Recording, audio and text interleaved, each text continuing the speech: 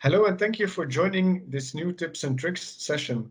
The last couple of weeks and even months, we received complaints from customers who weren't able to send bulk or mass emails any longer via their Outlook. What's happening and why?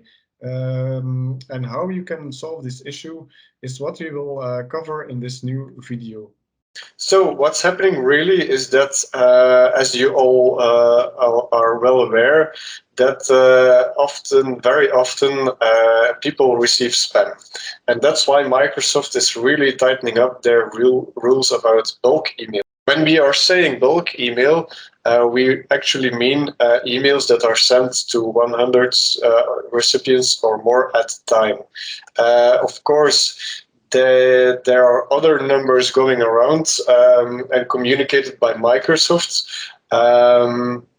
But recent cases show us that it is often way more strict, and that has many kinds of reasons. Because, for instance, on the recipient side, it's possible that they put in even stricter rules which are applied. In resume, we can say the most email methods for bulk email from Outlook or Microsoft 365 will get rejected by Microsoft, meaning your message actually never makes it to the recipient's inbox. What happens then? In fact, as I already explained and shown here on the slides, Microsoft tries to protect its customers for spammers, and that's why this happens all the time. And there are limitations, like the number of email messages per day, the number of recipients for a single message, and the number of emails per minute. So that's why we try to say, if more than 100 recipients at a single send, that it's often seen as a bulk or spam message even. Also, Microsoft clearly states Exchange Online isn't suited to accommodate bulk email scenarios. So if you bypass one of their rules, then you will get the outbound spammer notification. It looks like this really. So what will happen then is that Microsoft will block you from sending emails, and you will get the undeliverable messages saying outbound spammer notification.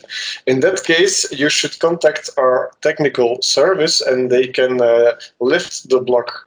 But you should be aware, if this happens lots of times, it will get more and more difficult to lift the block, and we will need to get in touch with Microsoft in order to be able to lift the block. There is a solution if you really need to send the number of emails as before without getting blocked from Microsoft. It's our mailing platform, which allows you to really make appealing messages with an easy drag and drop editor.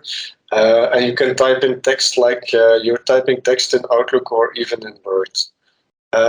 You can use your own predefined contact lists without limits, without sending limits, because the mail servers will take care of it themselves. For instance, no more need to copy paste every email address in your BCC bar, and automatically it will deduplicate the email addresses to which you are sending.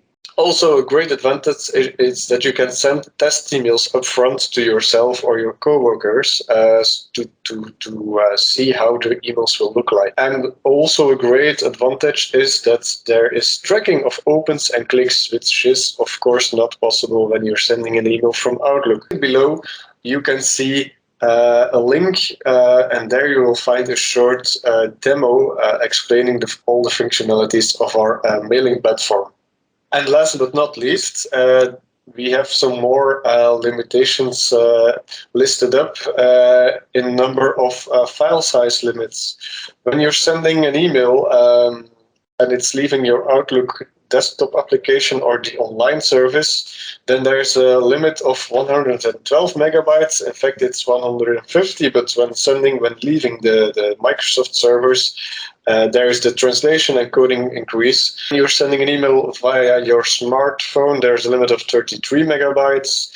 But also here is the fact that recipients can have more strict rules in place because their system administrators can set up more strict rules.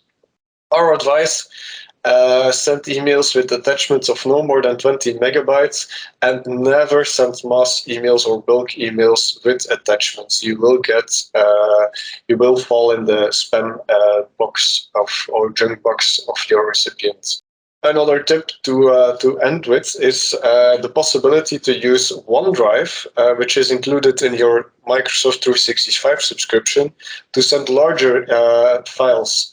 There's a file size limit of 2 gigabytes, which is a lot, and then you don't need to fall back to other third-party alternatives.